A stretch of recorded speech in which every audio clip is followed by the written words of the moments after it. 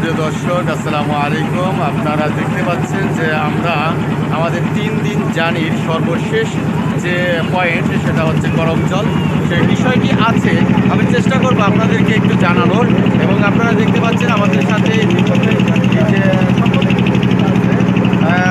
এর মধ্যে আমি একটু দেখাচ্ছি, সুমন সুমন আছে, এরপর আমাদের এই যে চঞ্চল ভাই আছে, জালাল স্যার আছেন, হ্যাঁ আমির আলী আছেন, আমাদের আমির আলী আছেন, শিক্ষক আছেন, আরও অনেকেই আছেন। আমাদের প্রিন্সিপাল স্যার আসলে শেষ স্যারও আছেন, আমরা সবাই আছে একত্রে প্রায় চল্লিশ। যে আমরা টাইগার বলে থাকি, আমাদের এই করমজলে আমরা চলে আসছি। এখানে দেয়া আছে যে করমজল বন্যপ্রাণী প্রজনন কেন্দ্র, অর্থাৎ এটা হলো বন্যপ্রাণীর প্রজনন করা হয়। এই যে আমাদের ট্রলারটি এখন মানে এখানে নোঙ্গর করব, আমরা চলে আসছি।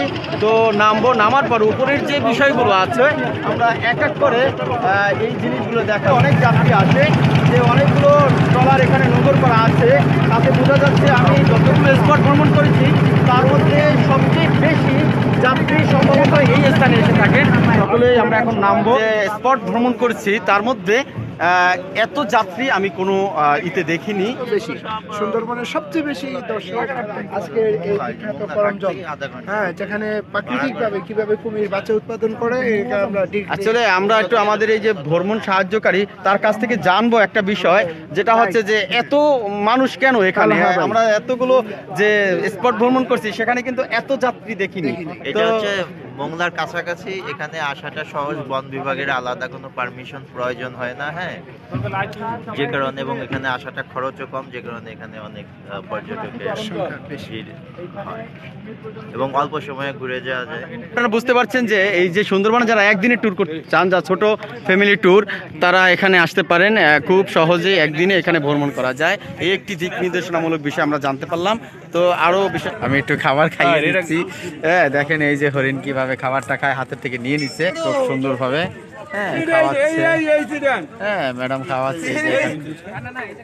আমার ভাইয়া রাখেন, কিন্তু একটা ইয়ে করেন পানি প্রেমিক ইমদাদ সাহেব বাংলা বাংলা বলে বাংলা মানে বাংলা ভাই। এই আছে বস ভাইসের আড্ডি রে, এই ছড়ান একটু জালাল বাইরে দেন। আস্তে আস্তে জীবনে চুপা পায় না।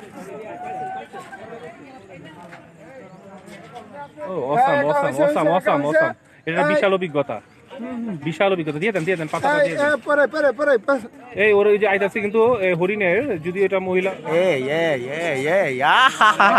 কি যে আনন্দ, কি মজা! ও হরিণকে ইপ্রিজিং করা থাকে। আপনার লোক দেখান যাবে না। নাই মাল নাই, মাল শেষ হয়ে গেছে না। মাল লাগবে। মজা আসলে ঘুরতে আসছি।